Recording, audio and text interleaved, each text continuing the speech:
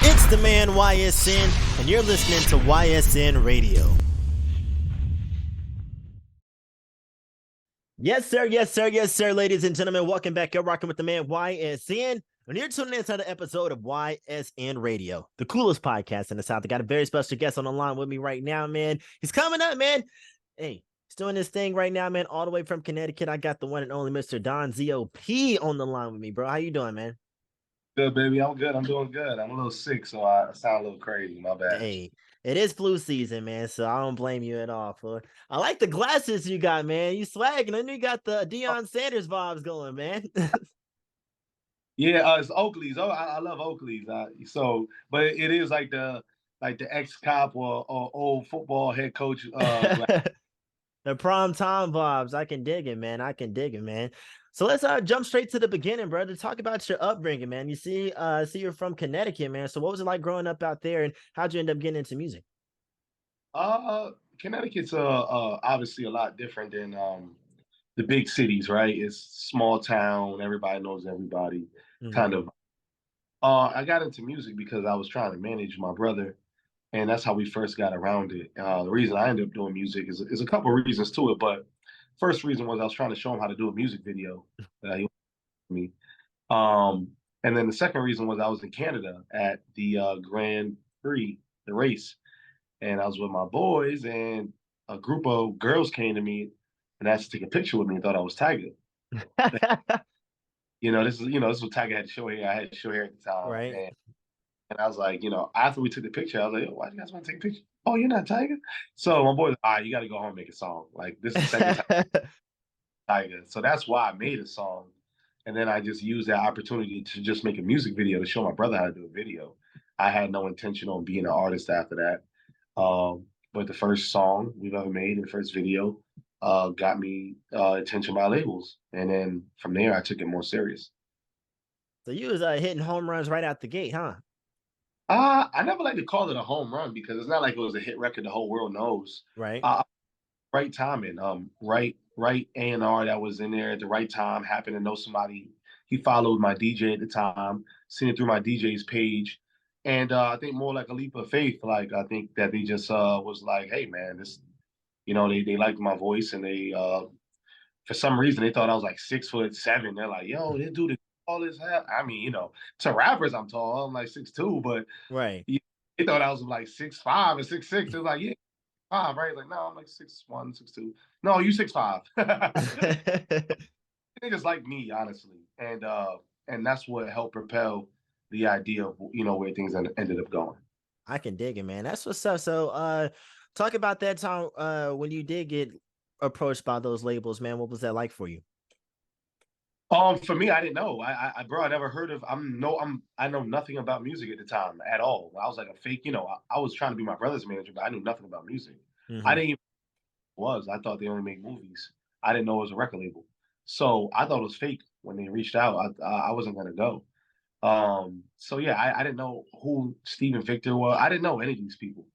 I ended up learning obviously over time who's important and obviously and all that. But the learning process since then. But yeah, I wish in the beginning maybe I did know more, because, well, actually I don't know, because maybe if I knew more, maybe I'd have went there and act different.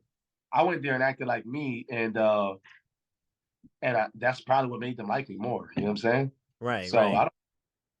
So when you first started making music after you got mistaken by Tiger and decided to make that song, man, how long did it take for you to find your stride? What do you mean by that? Well, people when they first get into music, they gotta have a hard time finding their sound and establishing themselves and finding a pocket that they're comfortable in. So how long did it take for you to get that going for yourself? I think from the beginning, because when I started, I wasn't trying to like. I just was so unmusically inclined. I didn't even, if I wanted to even steal somebody's sound, I probably even know. So we were just literally having fun, getting drunk, and making records that we liked. And that was it. I wasn't thinking about like trying to make a hit record. I wasn't, you know what I'm saying? Like doing what we wanted to do. And sometimes it's a good thing, sometimes it's a bad thing. Right. I can dig it. It's everything just came organically. Yeah, 100%. My producer I work with in the group home, Like, you know, we started together, still my producer till today. So yeah, like we kind of just came up and did our own thing together. Like, wasn't no like we trying to, now it's different. Now you know too much. You're trying to follow the sound today and shit. Right. And I get it. You feel me? So, I wish sometimes I can go back to that immature state and just not care and do what we want to do. That's the best feeling in the world. Because before money and all this, I was only doing it because it was fun. That was it. Oh, indeed, man. They say that's kind of like it's like a gift and a curse in a way, because you start out doing it because it's fun. You have love for the art, the game, but once you start seeing success and the money starts rolling in, like they say, more money, more problems. So with that, what are some of the struggles that you've been finding the more successful your music has been becoming? See, yeah, so I'm in a very weird place because, I'm a guy that's, I'm a regular guy. Like I get the Instagram version of what people see, but even on my Instagram, I let it be known, I'm a dude that I work two jobs still from the beginning, even when I had a deal, like the money, I've always worked. I've never stopped working. Obviously there's times you got to call out for a while because you're doing that. But my jobs have always been like very, understanding of what I was doing. I'm one of the guys in the state of Connecticut that's always on the radio, so people kind of can hear it and understand, like, oh, he's not just saying it. So the hardest struggle is balancing, like trying to be this, but also balance real life as well. You know what I'm saying? In the beginning, I would say, I think now I got more of a grip on it because uh, I stopped trying to. Because when you first start, you want to prove to everybody, like, yo, I'm a rapper, I'm a rapper. Like, yo, look at me, I do this, I do that. Like, I don't got, but you want everybody to know that you just rap. And then I think the more comfortable I got in my state, and everybody already knew that, like I got more comfortable with the idea of like me being, like I got more cool with the idea of me being like the everyday like dreamer to people. Like, yo, I'm not Drake. I'm not none of these people. I'm not pedestal to none of you guys. I'm the same as all of you guys. I'm just still dreaming like some of you guys as well. So there's people I used to work with that go there and make their money, and this girl want to make beads. You know what I'm saying? This other person want to make hats. Like, so I seen some people at the 9 to 5 that's like grinding, working there, trying to really sell their entrepreneur lifestyle. So me and them no different, and I want to connect and relate to those people. You feel me? No, facts, man. Keeping it real. And honestly, that's the best way to go about it, man, because I was watching an interview with Zaytoven, world famous producer Zaytoven, man. He was talking about how he was still cutting hair. He had records all over the radio, Gucci Man, all that was going crazy, man. He was still in the barbershop cutting hair. And it's you can't give up a steady check. Exactly. You know what I'm saying? You can't. You feel me? So that's a smart way to go about it, man. But yeah, like, when it gets to the point where, the other check is, ridiculous and you don't got it, that's different. Oh But yeah. I think that's a problem with a lot of up and coming artists. Everybody wants to act like they don't work. Everybody wants to act like they just on the grunt, like you just randomly got a bust down. Like nobody know your song, you got a bust down, and we just, yeah, you rich, we get it. Like, but Right. we ain't growing with you, man. Like, your fans want to see you grow. If you come out with bust downs and chains and you already drive a Bentley, damn, bro, like you already made it before we don't even need a record. You know what I'm saying? Exactly. No, facts. And I think that's a big pit that a lot of people fall in. They rush to flex on everyone. And it's nothing wrong with, one to shine on every once in a while. But like you said, man, if you gotta have something behind all that, the bust down in the Bentley. You feel me? If you only got one or two songs, you spend all your money, you feel me? You gotta save that. You know? Exactly.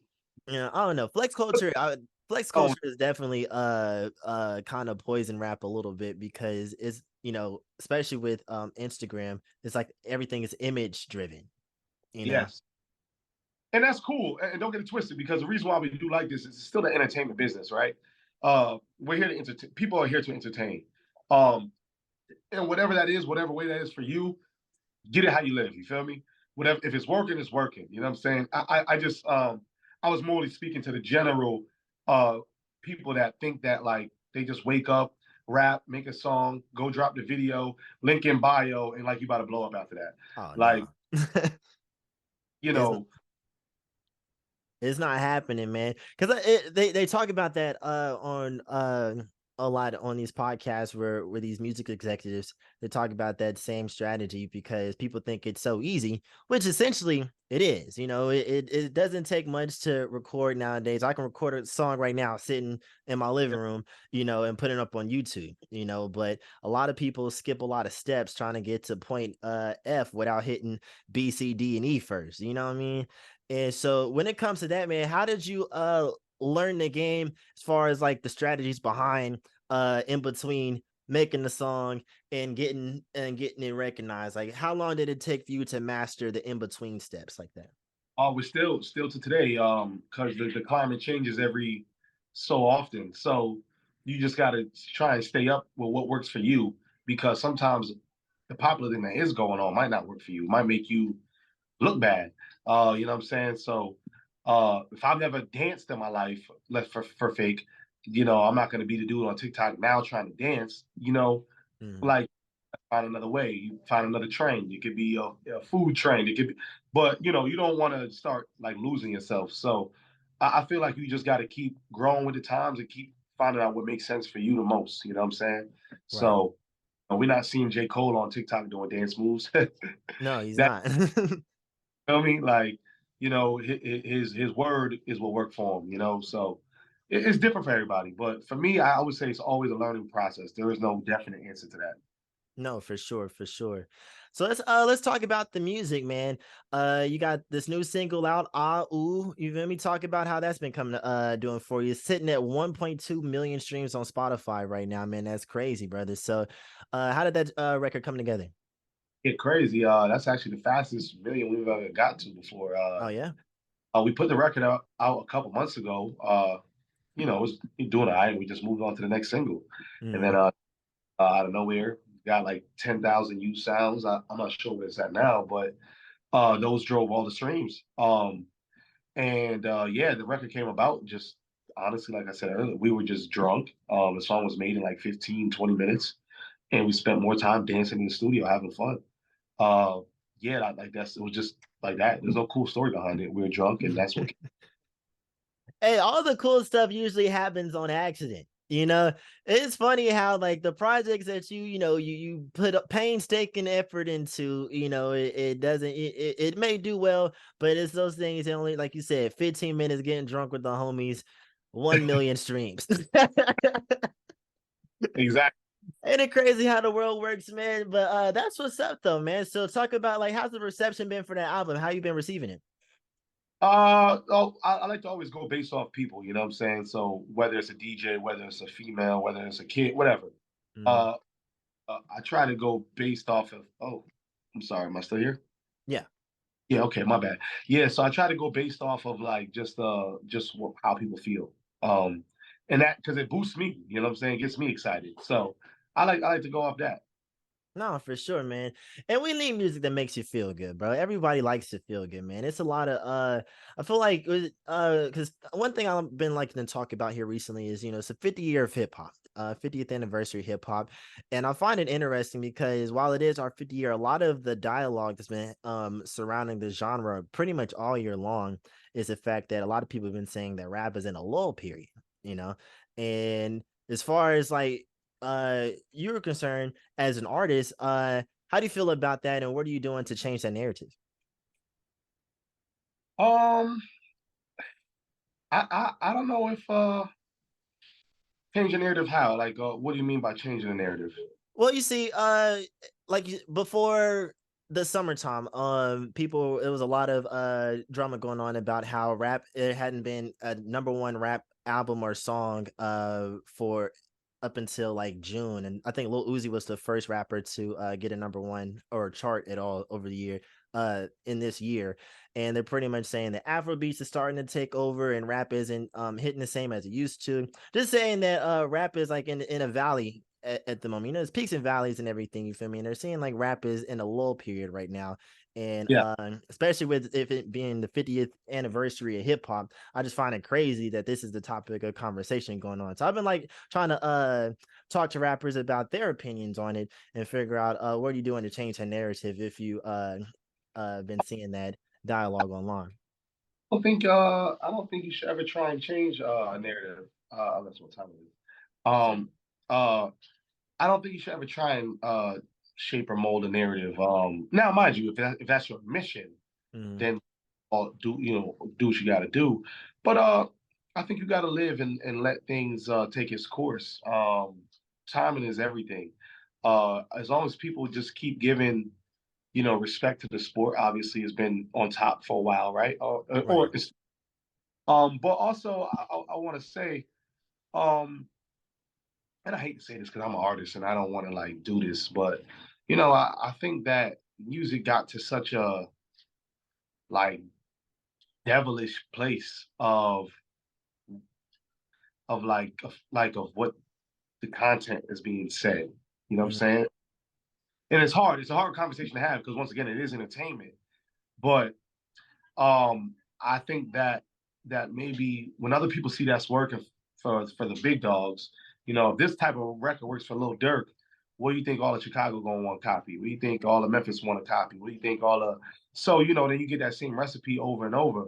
You don't get the genuine, the original things no more. You start getting a bunch of copies and clones. Mm-hmm. Uh, I would just say I would never tell nobody what kind of content they should put out. Put out what you always feel what you want to put out, but don't do it because you think it's a trend.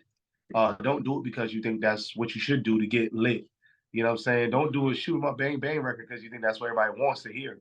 If you live like that, do that. You know what I'm saying? If you live like that's how you live, if that's where you come from, that's your environment, talk about that. If you come from, throwing panties on random chicks and pouring bottles on their head, talk about it.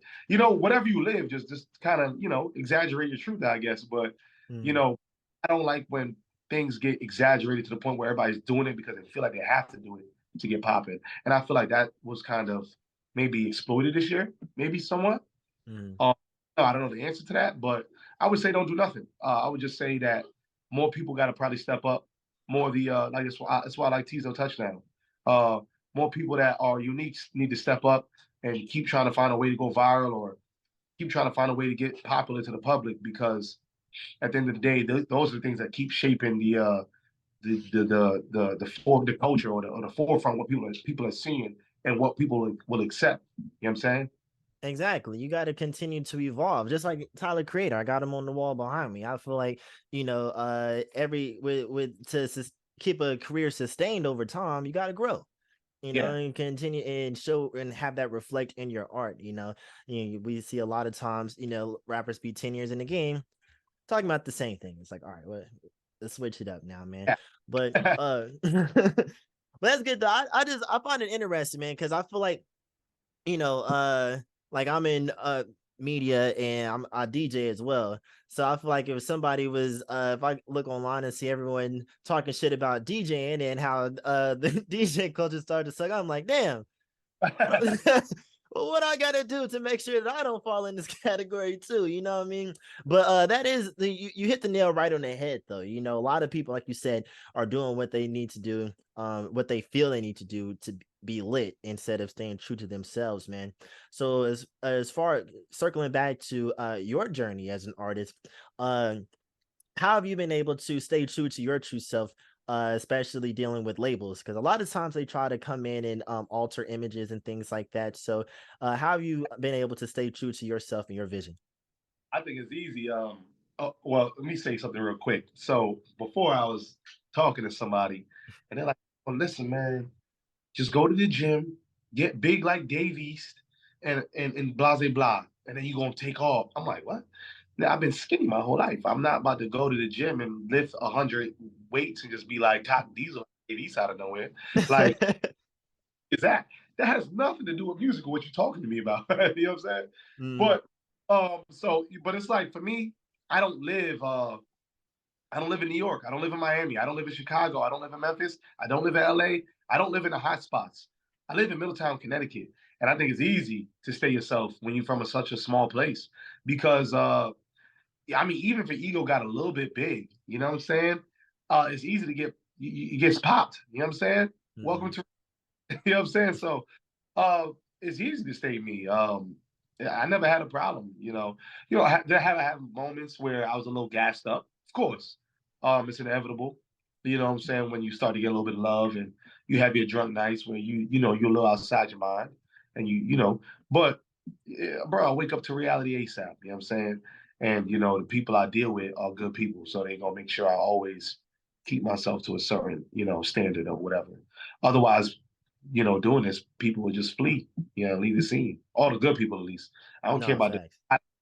all the good people still here. So, what I'm Right. saying? You need those people around you that'll tell you the truth. Exactly. Because there's way too many liars in the world. You gotta have somebody around to let you know, like, hey man, you tripping. You feel me? Because those are people that are keep you on the straight and narrow for sure. But I like how you said they wanted you to work out and get swole, man. Cause like as if skinny niggas can't be winning in the rap game, man. Look at Wiz Khalifa, bro. Like both of y'all, like he came in. Look, I'm a skinny nigga myself, man. You got the tats and stuff going for you, the long hair, man. Like that's, oh yeah, you definitely had a hater on your hands with that, bro. Gym just to stay in, Right. But not going to the gym trying to look at a picture of Dave East like I gotta get like this nigga right here. Yeah. Then there you got pictures of 50 Cent, Davies on the wall, man. Just doing push-ups every night, man. Oh hell no. That's funny though, man. But well, so circling back to the music, brothers. So we talked about the single Ahh Ouu, man. 2024 is right around the corner, man. Is this leading up to an album, an EP? What are we looking forward to? Yes, I've been working on an album personally myself. The people I work with don't want to hear that right now. We want to focus on singles. I get it, but as artists, I gotta create sometimes an idea of album form. And I also like to be ready because if something works, I think you should be ready to have a body of work for other people to connect to. I never think nobody should just connect to a single. I get the idea of it, like get it out, get it popping, let people get to know you from that. But everybody, till today, I'm a fan of. Their single led me to a project, and that's how I became a lifelong fan. You know what I'm saying? And I don't care how much streams a project got. Who cares? If it's a good body of work, and one day a song that works and they come back to it. Baby Keem, I got on Baby Keem that way. I heard Orange Soda. I thought it was dope on the radio. I went to his project. I thought it was the worst song on the project after that. I'm like, yo, I like Rockstar P. I can name 10 other songs that I like better than Orange Soda. Made me a lifelong fan. You know what I'm saying? Wiz Khalifa when he first came out. Yeah. What Ain't My Whole Body was cool, but Black and Yellow was obviously his big hit, I would say. But for the people that know, if you're on Cushion OJ already, you know what I'm saying? Man. On Cushion OJ. It's not one record I'm gonna single out and be like, oh, this is my favorite out of I like the whole project. So, Thanks. but lifelong Wiz fan, not Black and Yellow. You know what I'm saying? Like it's cool. I get it's your first big single, but I'm not a fan because of Black and Yellow. It's actually probably the least favorite song I have of his. No, facts, man. And Cushion OJ is definitely to this day one of my favorite all-time projects, album mixtapes, whatever you want to call it, man. One of my favorite of all time. I actually just seen him in concert, him and Snoop Dogg in Atlanta not too long ago, man. Kills it, man. Every single Yeah. time. It's my second time seeing him live. But like you raise a fantastic point. I think we've been seeing a lot of that in rap. People get so blown up off the single and they ride that wave until it crashes, and try to pump that bitch back up. But like you said, you didn't put an album out, or at least a 3-pack or something. You know what I mean? Like you got to have something, because I've come across a lot of times where like an artist I'm like, damn, this song is hard, but that's the only thing they have available, and it's like you listen to that same song. So the problem is once you ride that single off for a while, you're trying to remake that same energy, that lightning in the bottle you caught with that one record. You're trying to redo that, and you got to remember, it might not ever happen again. But the difference is, like when you have a body of work, people became a fan of you, just you. They didn't just start liking everything you do. You know what I'm saying? You know, uh, like for fake. I mean, Wiz Khalifa only has but so many hits, but we like Wiz. So we gonna listen to the project. You know what I'm saying? So, and then he gets those random moments where he gets the Charlie Sheen. Oh, what's the it's been a long time. Yeah, Charlie Puth. Yeah, so like you know, every once in a while he'll catch one of those, or We Them Boys, or whatever, or Memories. But really, in the meantime, he's surviving because people love him. You know what I'm saying? We didn't just get attached to only Black and Yellow, because then maybe his career's over. You know, I don't know, Right. but you know, but I've seen that a lot recently, like, you know, with artists, and like trying to recreate another single that works again. But it's like, damn, if they had a project, we could have just fell in love with them, and then whatever they drop, we just like. You know what I'm saying? Exactly. I think like the best thing to do is just keep it moving. You know, you have like, of course, you know, the song that blew you up, but you just keep it pushing as if it didn't even happen. You know, this is a very controversial example, but Sexy Red, Pound Town went to the fucking moon. And then she just kept hammering them bitches out. You know what I'm saying? Now she hot. You feel me? And I'm a big Sexy Red fan. You know, so like that's all that's why it's at the top of my head, you feel me? But like, you know, a lot of, you know, the debut single curse is very, very real. Very, very real, man. You gotta have something, you gotta have a follow-up plan. You gotta have a gotta have a follow-up plan, man. So when this album does get approved, or does, you know, once it is album time, man, what can we expect on it? Or it's like short and Left. sweet, long, or you know, what are we doing? I like short and sweet. Like, and when I say short and sweet, if it's 14 songs, then it's shorter songs. It's not 5 minute records. You Mm. know, if it's a nice little non-pack, that, you know, whatever it might be, I don't know the answer to that yet. But very left. I have a lot of different sounds of records that I, you know, and I just would like to showcase them all on one project. You know what I'm saying? Find the best records that make the most sense for the project, obviously. But yeah, I think that I do. I think that I make records sometimes that are like, people wouldn't think that I would make that kind of song. You know, unless you know me. But you know, if you don't know me, you're going based off a single you only heard. You probably wouldn't expect other records that I make. You know what I'm saying? Right, So nah, for sure. you're One the thing I wanted to touch on, man. Are you a big DJ Quick fan? DJ Quick. Yeah. I've never heard of him. No. Should check him out. Reason why I asked is because I seen the cover art for Freestyle, bro. You got the rollers in your head. It reminded me of DJ Quick. I didn't know if you had borrowed some inspiration from him. I'll look him up. Nah, I never heard of him. No, I started rollers. My mom's a hairdresser. Ah, So I started when I first started music. My second single I ever put out called 6'4". I just wanted like the old school pimp vibe, and my mom put rollers in my head. So kind of since then, I would do it just randomly every once in a while. So like I have a record called Pamela. I got him in the video in that one too.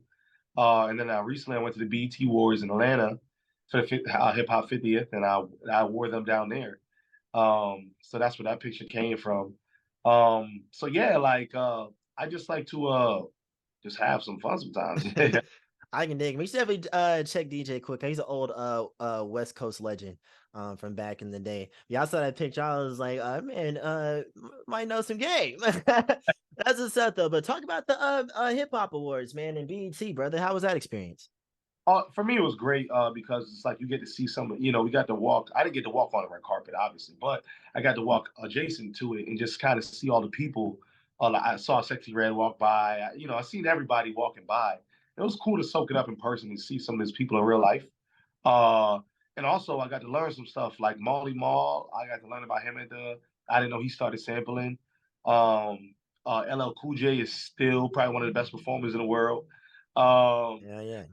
I would say at the Hip Hop Awards. You know, um, I was a little. I think it could have been better energy in the building for when they call certain people's names, but some people could have been oblivious to some of it, like me. Like I don't know who Molly Mall is, so when they're saying it, I'm listening, not really clapping because I don't know what he did. But when they say it, it's like, oh, dang, he did sampling, dope, dope, dope. But for Hip Hop 50th, I think the energy could have been better for certain people. The only time it's like it got loud in the building is every time Sexy Red came on. You know what I'm saying? Hey, she's So, hot, man. She's hot, man. But but be a great representation of, if you guys are celebrating the legends. You know, I think they should have probably had people in the room that understands who these people are, just right. so television purpose, you can feel that love because you can feel the energy on TV. It's like, hold on, Molly Moth. They're Yeah. like See, what? I think what a lot of it is because like a lot of these new niggas, man, aren't really tapped into the culture like that for real, you know? Like it's not like I think it's just a generational thing, to be honest with you. And I feel like I if you were born after a certain year, because I was born in 98, I'm 25, you said, know, and but I've also grown up fully immersed in the culture, you know. So uh Marley Marl, Rap Attack, Marley Marl, like that's Biggie yeah, Smalls, you feel me? So I hear Marley Marl, I already know, you know what I'm saying? So it's like, uh, but a lot of these new kids, you feel me, 18, 19, you say Marley Marl, they gonna look at you crazy. You and I feel don't me? know that it's not for them honestly to probably know to be real. Mhm. Uh, to whoever their time and generation is. I just think that the BT Awards should have probably did a better job of putting maybe like a different crowd in there. You know what I'm saying? Right. Because I did learn that they cast like that, like besides the performers and the guests, of course, like the actual audience is casted.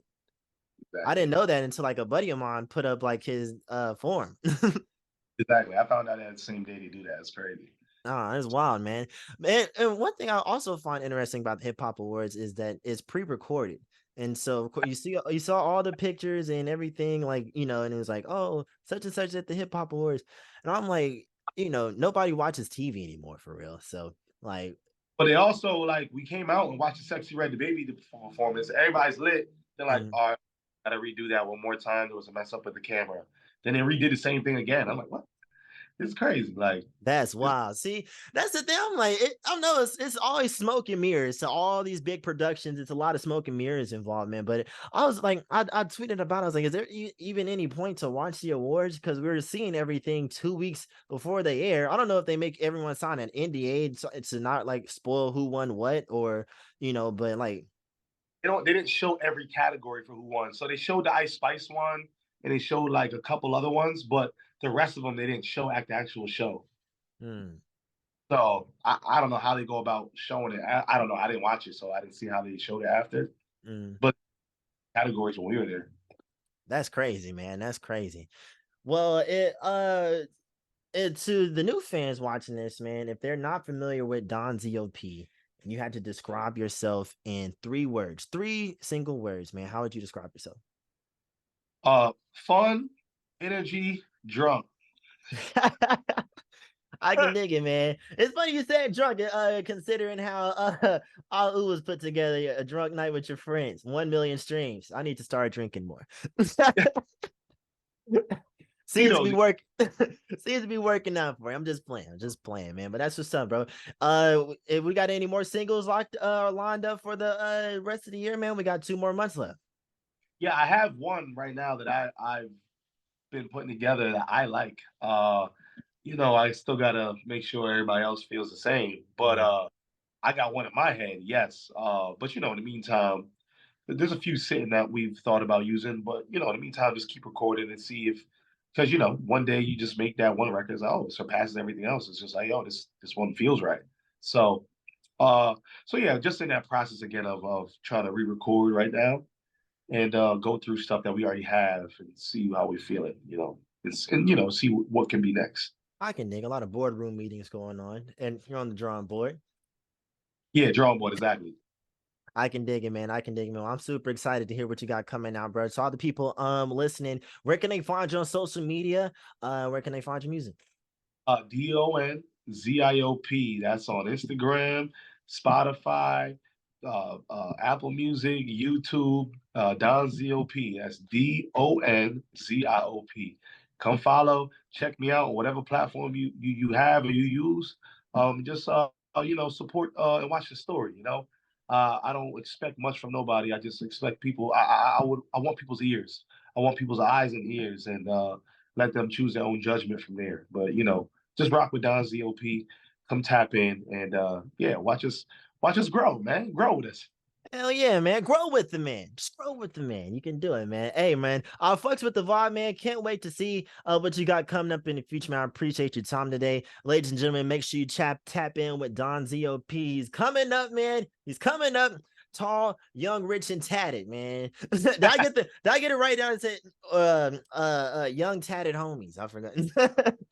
Young tatted homies. Young tatted homies. Tap in with him, man. Don Zio P is coming up, ladies and gentlemen. It's been another episode of YSN Radio, the coolest podcast in the South. Make sure you check out all the other episodes, all platforms, anywhere you get podcast from. Apple Podcasts, Spotify, Amazon, iHeart. We're on there. Check out the website, ysnradio.com. Some brand new merch on there for you to shop in and get fitted up too. Follow us on Instagram at YSN Radio 1 and tap in with Don Zio P. Hit is coming up next. Ladies and gentlemen, like I said, man, always say until next time, same place. It's the coolest podcast in the South, YSN Radio. Let's go.